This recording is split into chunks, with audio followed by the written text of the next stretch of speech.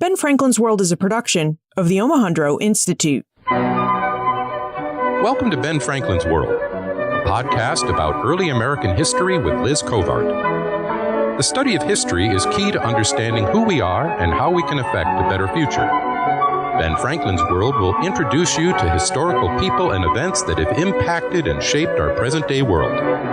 And now, here's your host, Liz Covart. Hello, and welcome to a special bonus episode of Ben Franklin's World, the podcast dedicated to helping you learn more about how the people and events of our early American past have shaped the present-day world we live in.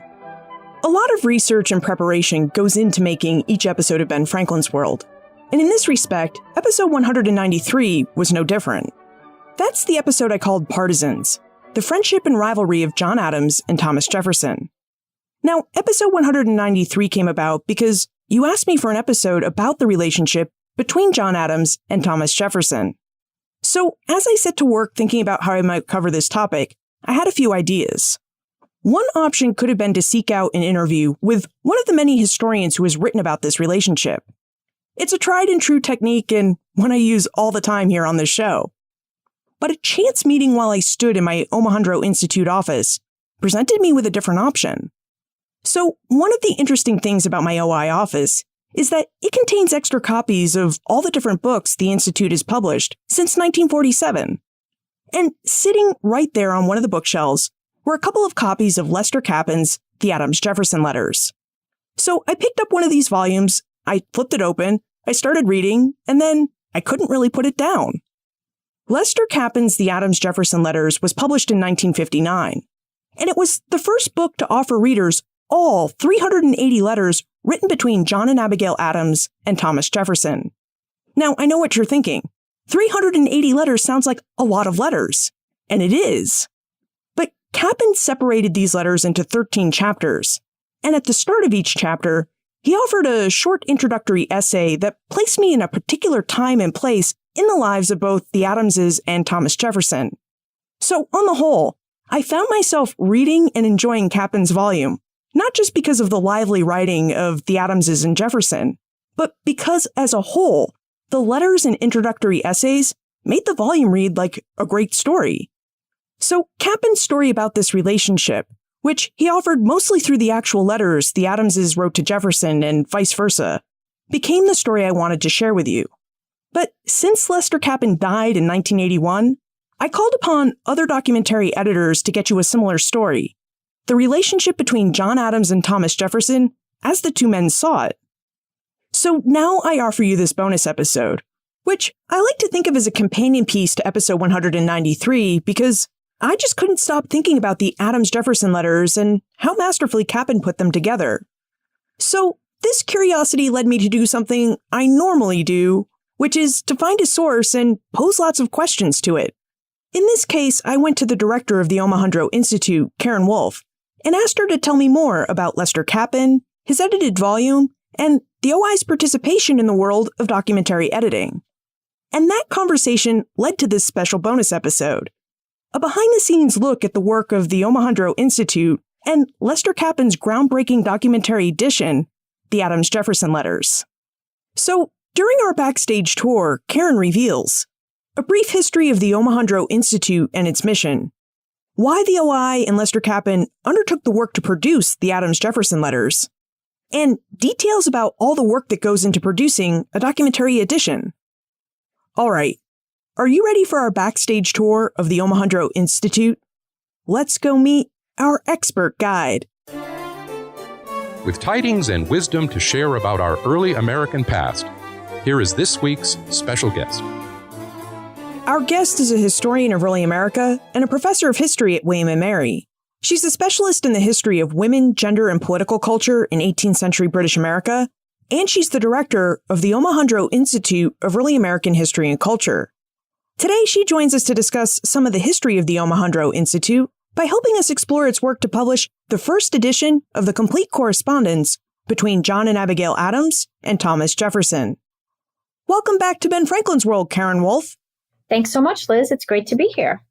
You know, the name Omohundro Institute is something we hear quite often because Ben Franklin's World is a production of the Omohundro Institute, so I say it all the time in the show. But What exactly is it, Karin? Would you tell us a bit about the history and mission of this organization?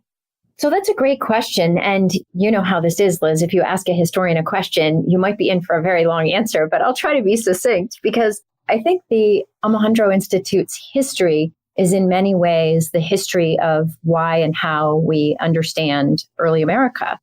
So the OI was founded formally in 1943, but it was actually the product of discussions in the early 20th century among historians who thought that American history was super focused on the post-Civil War period. Kind of understandable. The Civil War was an awfully big event.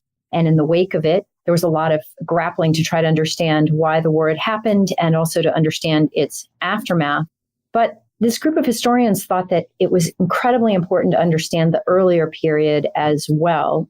And there were actually a variety of different places that they thought that an institute focused on research and publication in early American history could be located. So they were sort of looking at different places, New York and Philadelphia. I have to say this was a very East Coast biased sort of exploration. But in any case, after World War II, there was a lot of interest in Williamsburg. The Rockefellers had invested in founding Colonial Williamsburg. And at the time, Colonial Williamsburg was very focused also on doing research into early America. And the College of William and Mary had a publication program with a journal, the William and Mary Quarterly. So the Institute of Early American History and Culture came to Williamsburg in 1943. And since 1943, the OI, with its founding sponsor, the College of William and Mary, has been focused on expert research and publication in early America. I would say that the OI's mission in some ways hasn't really changed since the 1940s. We're celebrating our 75th anniversary this year, which is really exciting. On that mission to support scholars and scholarship and then to share that scholarship as widely as possible with a real conviction that early America is foundational history, that hasn't changed. What I think maybe has changed is that East Coast bias. That is that we think of early America now not as the kind of British colonies on the East Coast of North America, but we think of early America as the broadest sense of North America and the Atlantic, the Caribbean. We think about the broadest context in which early America was situated. But that's a short history of an actually long and complicated institutional history. But it is a really interesting and fascinating history to dive into because when you go back into the Omohundro Institute's history, you find all sorts of neat connections with historical scholarship and what we know about the past. And just to give us one example here, the OI was behind the publication of Lester Cappon's The Adams-Jefferson Letters. And when I conducted my research for episode 193, which was about the friendship and rivalry of Adams and Jefferson, I found that Cappon's volume was the first time that anyone could read all the letters that the Adamses and Thomas Jefferson ever wrote to one another. And so that volume was really helpful to me, and I now have to wonder, what drove the Omohundro Institute to undertake that project? Well, I think part of that has to do with Lester Cappon, the editor, and he's really important to that story. Lester Cappon was part of a generation of scholars who worked at the Institute and who published through the Institute, who were trained simultaneously as archivists and as historians, and really believed that producing strong documentary editions of historical manuscripts was an important way to share the early American past with the broader public, as well as to make more information available for more histories to be written. So Lester Cappon was really the driving force behind the Adams-Jefferson correspondence volumes. But it wasn't actually the first documentary edition that the Institute published, even that early on. The Institute's first book, in fact, was an edition of a historical manuscript. It was an edition of Robert Beverley's 1705 History of Virginia. So the OI was already in the business, even in this early period, of producing edited historical manuscripts. What exactly is a documentary edition? It's something you've mentioned a couple times now, and I wonder if you would tell us what one looks like and how we might use it. So a documentary edition is a historical manuscript that has then been published after some careful editing and scholarly work by skilled, trained staff. So every single piece of that long sentence probably could use some unpacking. But what it really means is taking a historical manuscript whether it was written in manuscript or now, things are created on screens or they were created in typewriters in the 20th century. But taking that historical document and reproducing the text with a lot of explanation around it and then sharing it more widely. And what I mean by the explanation around it is that obviously you can't simply reproduce the manuscript letter that Thomas Jefferson wrote to John Adams. I guess you could produce a kind of facsimile of it so that people would open a volume or look on screen and simply see the handwriting. But it's hard to read that way. And it's hard to search that way. It's hard to index that way. So it makes it harder to use for historians. So documentary editors produce that text in usable text and then also put explanatory apparatus around it. They do a lot of annotating. So they explain, for example, when Adams is writing something specific to Jefferson and makes a reference that perhaps a modern reader might not understand, or there is a context which even a historian might find useful to understand, they annotate that text. It's the notes at the bottom of the page or sometimes at the back of the volume. So documentary editing requires selection of the material, preparation of the material, and then putting apparatus around it. Now, I'm not a documentary editor, although I have worked on 2 editions myself of 18th century historical manuscripts, but I wasn't trained as a documentary editor. And I know that you will have just had the opportunity to talk to 2 of the most skilled documentary editors working today about this very volume. And I'm sure that they'll be able to provide a little more expert input. But as a consumer and as a kind of less trained producer of documentary editions, that's kind of the basic. You choose, you prepare, and then you create the framework around it. I wonder if you would tell us a bit more about Lester Cappon's editorial process specifically. As I mentioned, I used the Adams-Jefferson Letters a great deal to produce episode 193, and I wonder, what are some of the things that we could look for that might show us Cappon's handiwork or skill as an editor when we open that volume? Well, I think what would be really interesting to do is, you could literally open the volume at any page and pick any one of the letters and see how Cappon decided to create a headnote, for example, that explains the context of the book. I'm actually opening one of the first volumes right now, although modern readers will know the Adams-Jefferson Letters as a single volume publication. It was actually first published as 2 volumes, which itself is kind of interesting to know. But I'm just looking at random. I happen to open the first volume here, and I'm looking at a page where there is a letter from Jefferson to Adams when he's in Paris in 1785. And you can see what Cappon decided to annotate in that letter. What he chooses to annotate there is that Jefferson is giving Adams some context around treaty business with Portugal. And the annotation explains who some of the references are in the letter. He describes this man, the Count de Souza, who is the Portuguese ambassador at Versailles at the time. So that's a choice that Cappon had to make about what information in this particular letter would be essential, even for a historian who is trained in the 18th century, to know about this particular exchange. Now, earlier you mentioned that Cappon felt a sense of urgency and was a driving force behind the publication of this series of correspondence. Would you tell us why he was keen on seeing all the correspondence that John and Abigail Adams and Thomas Jefferson wrote and sent to each other published in a single volume? I think there was a strong sense that this was a distinctive correspondence.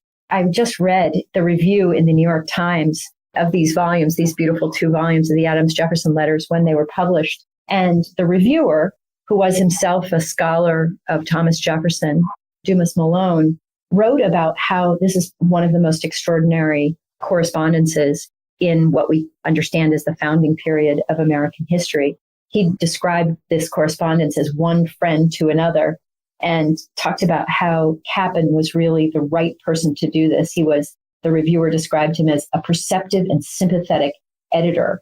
And also, even in this long review, Malone said, I've been unable to do full justice to these volumes because of what he described as these matchless letters. And Malone concluded this review by saying, being wholly in the open now, they belong to all of us, and we may be justly proud of this rich heritage.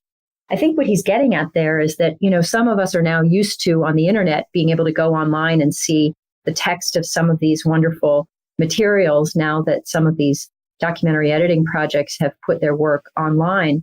But when this was published and when Cappon was first working on this, the only way to get this information out to a wider public was to publish in what we now call a letterpress edition, but to publish in a volume, in a physical book. And this Adams-Jefferson Letters, what the reviewer Malone is calling these matchless letters, this rich heritage, then appeared in libraries all over the country and around the world. This set is actually the Omohundro Institute's best-selling publication of all time, because I think people continue to see these letters as particularly evocative and revealing of the founding period of the United States. Now, in that review you just read us by Dumas Malone, Malone wrote that Cappon brought humanity and sympathy to his editorial work. How did Cappon do that precisely?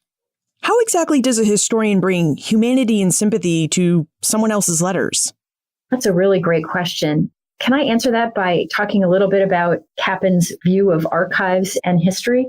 He's really an interesting guy who was a historian. He was a PhD historian from Harvard. He got his PhD in 1928. But he then went on to be not only a history professor, but also the director of multiple archives. He also helped to create the special collections at the University of Virginia Library by traveling around Virginia, really in hot pursuit. I like to think of him as in hot pursuit in the 1930s and 1940s of what he'd heard of as existing historical manuscript collections. So he really understood the relationship between historical materials and what we can understand about the past. And of course, he was doing that by speaking with people who still had materials, who had materials maybe in county records or in small libraries, or even families that had materials. He was talking to people one-on-one about these materials and why they needed to be preserved and then shared in a particular way. And I think that sense of connecting the immediate present to that past is what made his work so important to him, and I think what still speaks to us. To your question directly about how do you convey humanity through editing a volume of letters, well, it might be the case that not every exchange of letters will leap off the page the way the Adams-Jefferson correspondence does. It surely does. These two men were brilliant writers, and I have to say that Abigail Adams' correspondence with Thomas Jefferson is also included in Cappon's work, and Abigail Adams' words just crack right off the page. She's a snappy writer and a snappy thinker. So there is something inherent to the writing of these letters that just pulls you in. But I do think that an editor can convey the humanity of their subjects in part by the choices they make, about the annotations that they make, about what information to highlight, about how they create sections, for example, within the volumes. Cappon did that. He created sections and almost chapters in this story of this correspondence. So, he didn't say, here is everything Thomas Jefferson ever wrote. Here is everything John Adams ever wrote. We could talk a little bit about how documentary editing projects actually do undertake to do that. Instead, he said, I want to put together this correspondence, which has these people writing to one another. It has this long history of a friendship in their correspondence. And you can really, when you read it, you can hear them talking to one another about what they're experiencing in the moment and reflecting on the extraordinary experience they had, kind of right there in the moment of the birth of the United States. And then later, as they see the United States developing, when they're writing in the early part of the 19th century to one another about what had happened. And we get that sense of back and forth because Cappon chooses to put them in conversation with one another. Adams to Jefferson, Jefferson to Adams, Adams to Jefferson. So to me, that's what brings the humanity kind of up off the page. The combination of their writing, Cappon's choice to put them in conversation with one another, which of course in their own mind they were. You mentioned that Lester Cappon didn't just hand us a volume with everything that Thomas Jefferson and the Adamses ever wrote to each other, but that he actually made some editorial choices about which letters to include and which to leave out of his volume. Now, as someone who has edited the papers of someone else, would you tell us how a historian and editor decides which letters and documents they're going to include in their documentary editions and what they're going to leave out of them? I think in this case, Cappon knew that he wanted to capture this really dynamic exchange that he felt was emblematic of the founding of the early United States. But, editors confront other kinds of historical manuscripts and make different kinds of choices about what to choose to print, to publish, and how to frame those pieces. For example, I edited with my colleague and friend, Susan Klepp, the diary of a woman named Hannah Callander. She lived in Philadelphia and she kept a diary between 1758 and 1788. It's an extraordinarily rich and reflective diary, and there aren't that many of women that we have. So just by virtue of her gender, this document is extraordinarily important. It's actually the manuscript version of it is at the American Philosophical Society. But we wanted to edit and publish it and share it because we thought it would be great for general interest readers. We thought it'd be great for more historians to have access to it.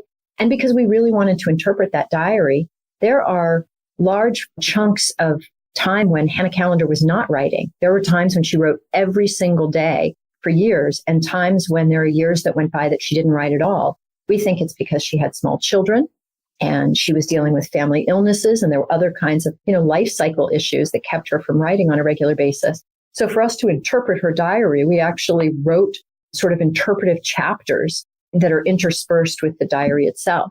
Laurel Ulrich's really masterful edition of the diary of Martha Ballard, which doesn't reproduce the entire diary, but instead is more interpretive, more Laurel Ulrich and less Martha Ballard, is an interesting choice too. She reproduces a bunch of Martha Ballard's diary and then has these interspersed reflections. So there are different kinds of choices that a documentary editor can make that really convey their interpretation of the material. And sometimes those are obvious and sometimes they're not as obvious. Like maybe Cappon's choice to put these letters together might, if you pick up the volume, you think, well, of course you're going to put Thomas Jefferson and John Adams' correspondence in conversation with one another in a single volume. But that in itself is an interpretive choice.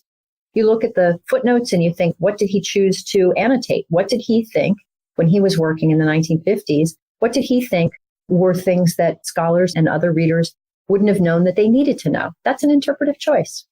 So our discussion about choices and the choices historians make raises some really interesting questions about historical sources. Is it true that historians and archivists often decide whether a particular historical source is worth preserving? And is it also true that what they see as a historical source worth preserving can change over time? That's such a great question, Liz. So yes, they absolutely do. I think I may have said in one of our previous conversations on Ben Franklin's World that history, it's not a kitchen cabinet that you can open and simply peer into. And if you pick the right kitchen cabinet door, you'll see whichever piece of the historical past you're seeking. History is an interpretation of the past based on what's available to us and how we choose to interpret it. So what's available is the first key question. And we tend to have a lot of material from people who in the immediate aftermath of their lives or during their life themselves presumed were important. So their stuff was preserved. They created material during their life and it was preserved. So the case of Adams and Jefferson is a terrific one. They wrote a lot during their lives. They were fairly conscientious about collecting and preserving the material during their lifetime. And in subsequent generations, that material was then cataloged in libraries and made available to scholars. And then in the 20th century, there were large documentary editing projects that have worked to create these kind of specialized documentary editions.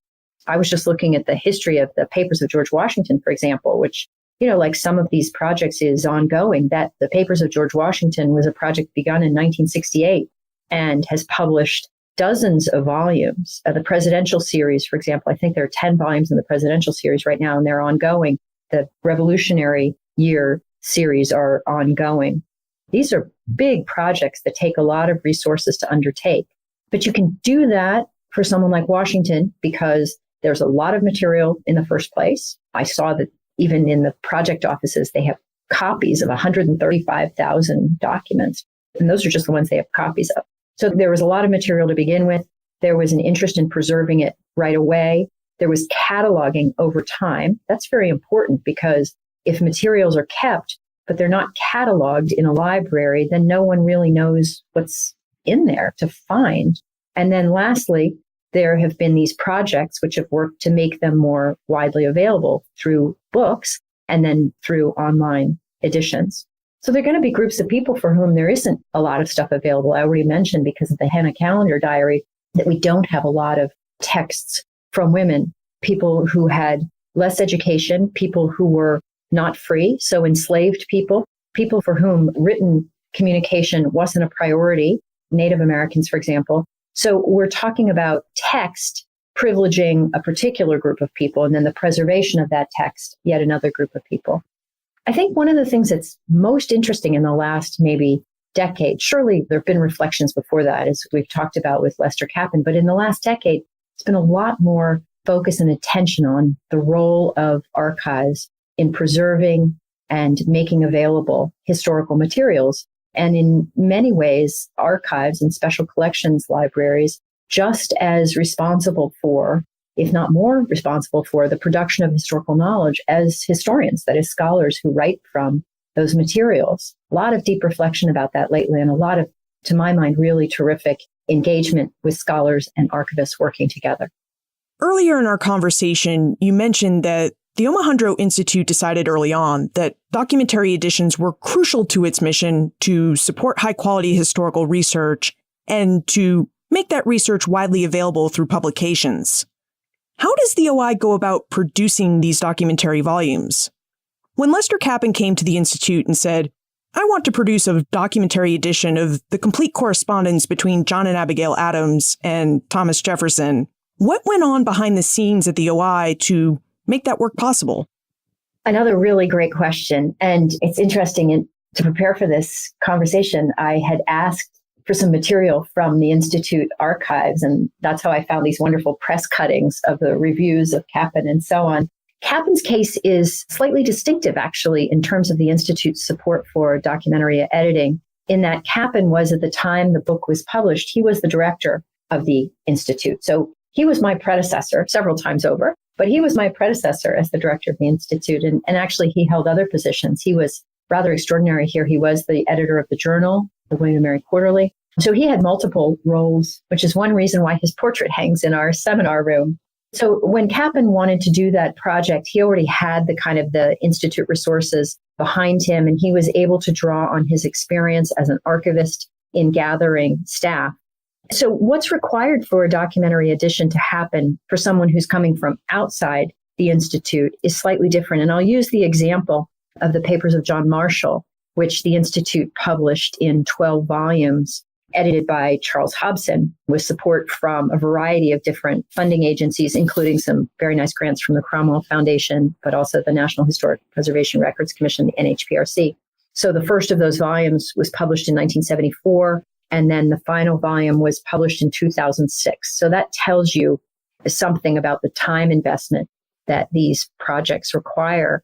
John Marshall, of course, was the fourth Chief Justice. He was the Chief Justice of the Supreme Court, most closely associated with bringing the Supreme Court into its preeminent role as a kind of co-equal branch of the federal government. And Marshall's papers, many of which are held actually here at William & Mary in the special collections at Swem Library, but others are elsewhere, first had to be gathered. So that's first, you need a staff that can go out and locate the materials. You need funding appropriate for a staff. I don't know how many people in total worked on the Marshall papers, but there were certainly maximum of half dozen at a time working with the primary editor, Charles Hobson, and others. And I think by the last volume, I think there were 3 people working on the final volume. But that requires a trained staff who can locate the items, do transcriptions of the item. So that means literally keying in from the 18th century or early 19th century text, keying that in into digitized text, or back in the day, it was a typewriter, which then went off on onion skin to be printed. And then to do the research for the annotations, and then to, of course, do the actual publication itself. So that's quite a lot of staff. I mean, the Papers of George Washington project, for example, which I referenced before, now has a dozen staff members working on that project. And you can see there are other large projects, the Adams papers and the papers of Thomas Jefferson, but there are other big projects too, not all focused on so-called founding fathers, which have major staffs associated with them. It's a major commitment of resources, both, money and people and skill, frankly. Yeah, wow. It sounds like these volumes take a lot of years and a lot of people to produce. So how exactly does an organization like the Omohundro Institute go about getting, at least the financial resources it needs to support and produce these volumes? It sort of depends on whether we're talking about a kind of one volume piece or we're talking about a multi-volume project. So when I referenced, for example, the Institute's first, what I would call edition. So I'm talking about editions of primary texts, right? So these are early American texts, which we are then producing in modern editions. The first one was The History and Present State of Virginia by Robert Beverley, edited by Louis B. Wright and published in 1947. We actually published a new edition in 2013 with an introduction by Susan Scott Parrish. So that's a single volume item. Beverley actually published The History and Present State of Virginia in London in 1705. That was a volume. It had 18th century text. It had to all be transcribed, of course, and there's annotation and there's material around it. But, that's the work of an editor who's producing his manuscript from the original source. And then, of course, there is the typical staff that we have here who work on all kinds of books, books that scholars are producing and so on. So that's a manuscript editor, a substantive editor, and then, of course, fact-checking and verification. So that's one kind of documentary project. It requires slightly more and different kind of attention from the manuscript editors here at the OI, as well as the documentary editor. But that's really different from something like the Papers of John Marshall, which is a long multi-year project. And that really does require going outside for extra resources. And there are grant-making agencies that have funded these projects. So the NHCRP, which I've just mentioned, is a just historically very important resource for all kinds of documentary projects on all kinds of subjects. They supported the Founding Fathers projects, but they've also supported all kinds of other kinds of documentary editing, making these really important historical texts available to Americans and, of course, people around the world. Going out and getting those grants means writing a grant application and competing through the grant funding process. We were fortunate that Chuck Hobson, the editor, was very good at working with foundations and very skilled at writing grants and getting grants to support his staff and then to support the work that it would take to produce the books themselves here. So foundations are a really important part of this, public financing through like the NEH and the NHCRP, but also private foundation funding. And in the case, as I said, of the Marshall Papers, the Cromwell Foundation, which is dedicated to legal history. Robert Beverley's The History and Present State of Virginia, the Adams-Jefferson Letters, the John Marshall Papers. Has the Omohundro Institute been involved in any other documentary editing projects? The Institute, since that first volume in 1947 and up to a wonderful edition of the Dividing Line Histories of William Byrd of Westover in 2013, the Institute has published a total of 26 different projects, and that's counting the Marshall Papers as one project. I guess another notable one that I would mention would be the papers of the Carroll family, edited by Ronald Hoffman, who was my immediate predecessor as director of the Institute. You can see that there's a strong strain here of Institute directors who are interested in doing documentary editing work. But Ron Hoffman and Sally Mason edited in 3 volumes the papers of Charles Carroll, who was the only Catholic signer of the Declaration of Independence, and his family were very important in the founding of Maryland. Those 3 volumes were published in 2001, and they're actually working on additional volumes even as we speak.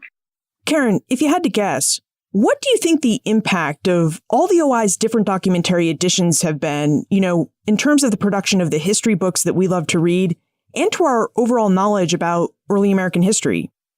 I think they're essential. I think they're absolutely essential. And I think that having, as we do, a wonderful book series, which has combined both the historical monographs that have really shaped this field, everything from Winthrop Jordan's White Over Black and Gordon Wood's Creation of the American Republic, Kathy Brown's Good Wives, Nasty Wenches, and Anxious Patriarchs, up to this beautiful book that just landed on my desk that is hot off the press, Susan Sleeper Smith's Indigenous Prosperity and American Conquest, about Native women in the Midwest.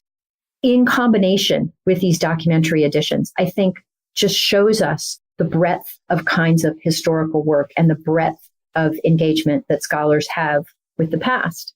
I think the documentary editions in particular are able to serve an incredibly wide readership.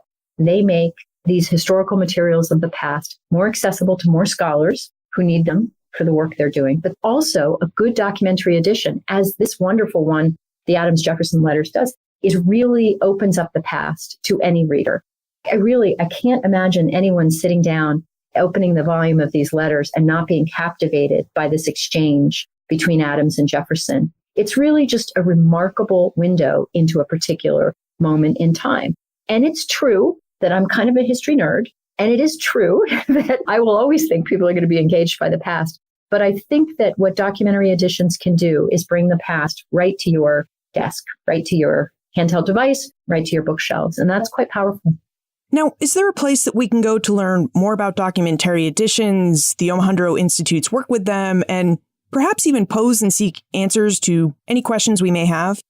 Sure. You can always check us out on our website at omohundro.institute, or you can send me an email. I'm always happy to talk with people about the Omohundro Institute and its work and how we can bring the past to you.